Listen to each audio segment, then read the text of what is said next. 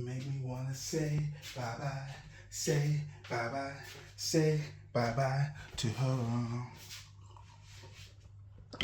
Lovely. Good day, people. Welcome back to Armchair Gaffers. I'm Rowan Strong, and this is your Daily Gaffer. The eagle-eyed amongst you might notice that I am not drinking coffee, drinking orange juice, because it's midnight, not morning. I'm recording this immediately after the Arsenal versus Palace game, and today I will be giving you my takeouts from that game. Before we continue, bit of housekeeping. People, I need your help. We need your help fighting the algorithms. Al Gore. We need to fight Al Gore. He's working against us, brother. He does not want us to succeed. So we all need to band together and like this video, share the video, spread the gospel of Armchair Gaffers, and hopefully together we can beat Al Gore and his menacing rhythms. Okay, now that's done. Let's get straight into it. There's a lot to dissect from Arsenal versus Crystal Palace. I'm not going to go too deep into it because this is a very short segment, and because tonight we have a live stream, me and the rest of the guys on Armchair Gaffers, so we're going to go into it more, and hopefully you guys will be there in the live chat too. So here are my takeaways from Arsenal versus Crystal Palace. As you're already aware, Arsenal won away at Crystal Palace thanks to a penalty from Martin Odegaard. It was actually the first time under Mikel Arteta that Arsenal have won an away game on a Monday ever. Prior to today, the record had been played for, and I think there was 1 loss, 3 draws. Either way, there were no wins, and it will change today. I'm very happy. As an Arsenal fan, I am very, very happy. For me, the team that Arteta went with, Ramsdale, Partey right back, Saliba, White, Tomiyasu, Rice, Havertz, Odegaard, Nketiah with Martinelli and Saka. For me, that is not Arteta's plan A, A1. When we talk about what is plan A1, for me, plan A1 for Arsenal is the team that was so dominant at home last season. Ramsdale, Ben White at right back, Zinchenko at left back, Saliba, Gabriel, Partey, Xhaka, Odegaard, Jesus, Martinelli, Saka. That's plan A1. We all know this formidable team. Obviously, Xhaka is not there right now. Rice has come in. And if you ask me, it's a straight like-for-like swap. Rice in place of Granit Xhaka. So that's plan A1. Arteta didn't do that today. Hasn't done that pre-season and didn't do it in the first game of the season. And somehow Arsenal have navigated a very tricky away fixture against Palace and come away with all 3 points, and held off Nottingham Forest to claim all 3 points. And there's been some people. I was in a live stream with Never Foul, shout out Never Foul, and a lot of the people in the chat and the guys on the panel were unimpressed by Arsenal. And I had to say, like, it's never easy going to Crystal Palace, to Selhurst Park, weekday fixture, never ever easy. And Arsenal went there with 10 men, okay, and came away with 3 points with 10 men away, playing plan B3, not even A2 or A3, B3. I'll explain why hopefully later on, and took away 3 points. Let's do it now. Any plan for Arsenal that plays their 4-3-3 system with the regular back four, Zinchenko, White, Saliba, and Gabriel, for me is a plan beginning with A. Okay? It's A something. When you're playing players out of position, i.e. Partey at right back, For me, it's now a B plan. When you change the shape, it's now a C plan. Okay?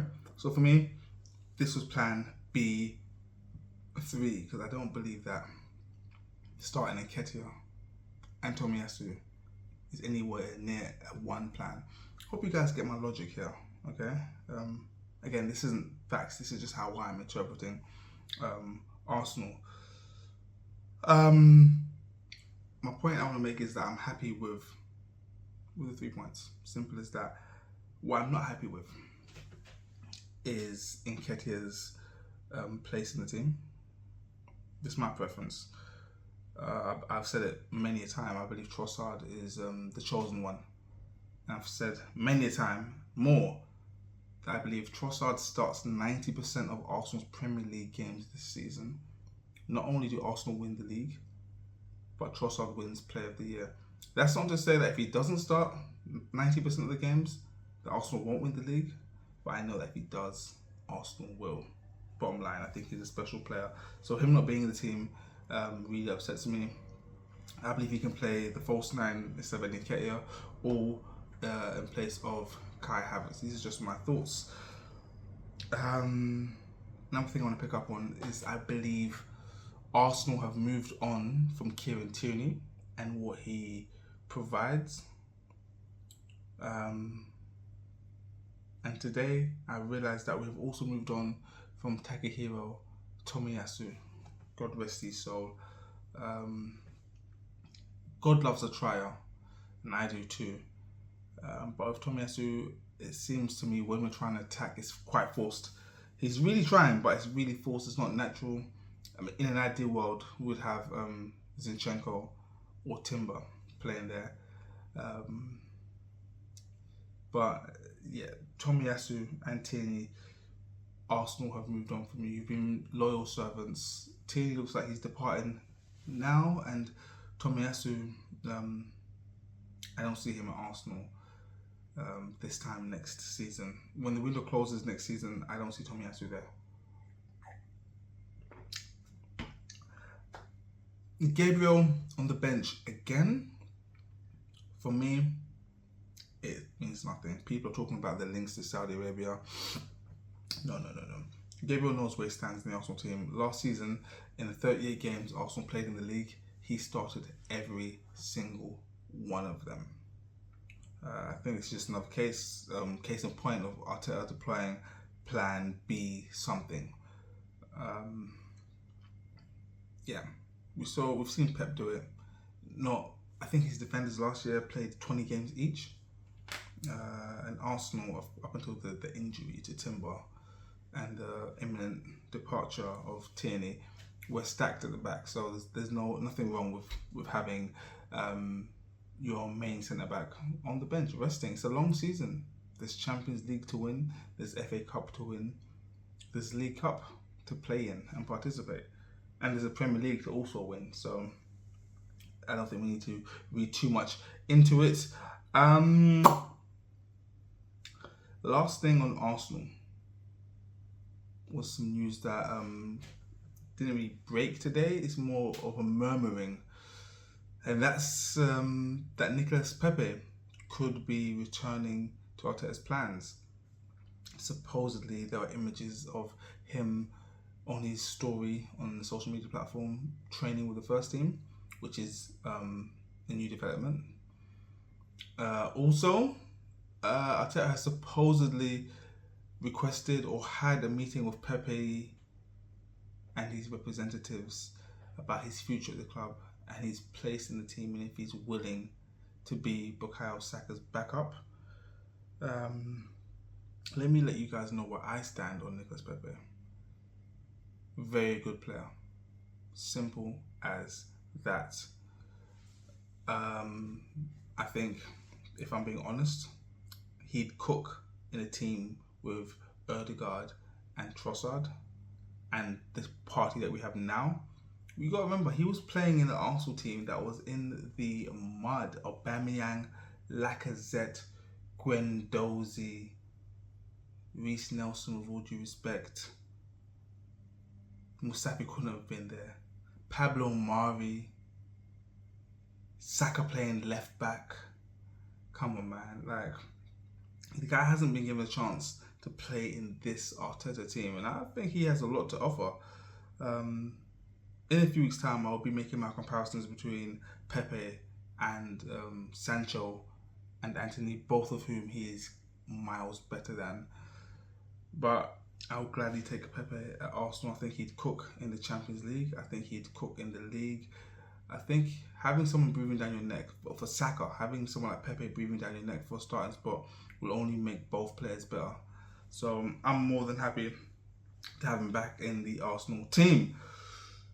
Before I go as well, I was going to say, before I move on, sorry, because there is one more thing I want to touch on before I end this segment. Kai Havertz, I'm not sure yet. I'm unsure on Kai Havertz. That's what I'm saying. I'm unsure. However, I kind of get it. And I trust the process. I trust Arteta more than you believe. More than you believe. I trust Arteta. He knows everything. He knows it. Mikel knows everything. So, yeah, just keep cooking. Rice too. Rice looks good. Rice looks very competent. You gotta understand, he's playing in a team now. Both of them are Havertz and Rice are playing in a team where your opponents are gonna be playing with a low block. So you're not gonna have those gaps in behind that you might wanna infiltrate and exploit. When Arsenal play some of the bigger teams, we'll probably see Havertz and Rice shining more than we've seen so far. So just hold tight, guys.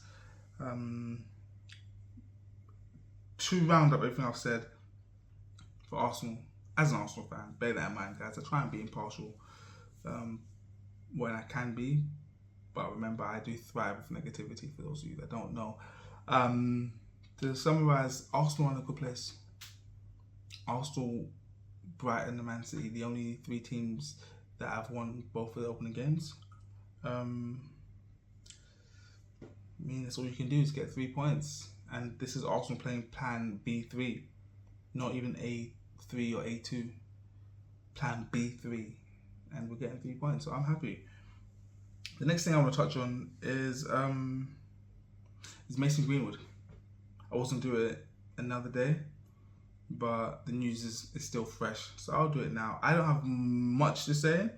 I put an Instagram post out about this yesterday, and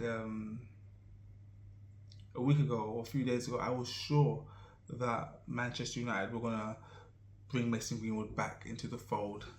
And today they announced that they're not. My post on Instagram highlighted 3 points as to why I believe Greenwood isn't back playing for Manchester United. The first one was that if Mason Greenwood was not a sensational football player, which he is, then he would have been fired a long time ago. If Manchester United won in the mire that they are in, they would not even entertain the thought of bringing him back in. But they need him. And lastly, the reason why they let him go is because it's the same reason why they've signed players like Paul Pogba, Harry Maguire, and Jadon Sancho. It's because Manchester United succumbed to media hype and PR. Okay,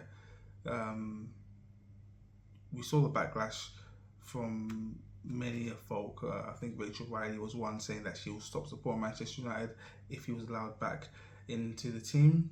And I think that was the nail in the coffin for Mason Greenwood and his career in this country. He's essentially being banished, never to return to these shores ever again. And the whole thing is a shame from start to finish. Just a waste of a talent. I had Mason Greenwood as one of my three lions of the apocalypse. Not 4 horsemen, but one of my 3 lions of the apocalypse. Greenwood, Saka, Foden. Saka, Foden, Greenwood. No, There's no good acronym. SFG. Don't like it. But now it's not to be. But yeah, those are my thoughts on Greenwood. There are more, I believe. But that's it for now. Guys, I've been Roman Strong. This has been your daily dose of gafferism. Please, if you're enjoying this, give us a thumbs up. If you're not enjoying it, let me know in the comments. And give me a thumbs down in the comments, because I thrive off negativity. That's it for now. I'll be back tomorrow with some more stuff about some other stuff. Until then, take care of yourselves and each other. Peace.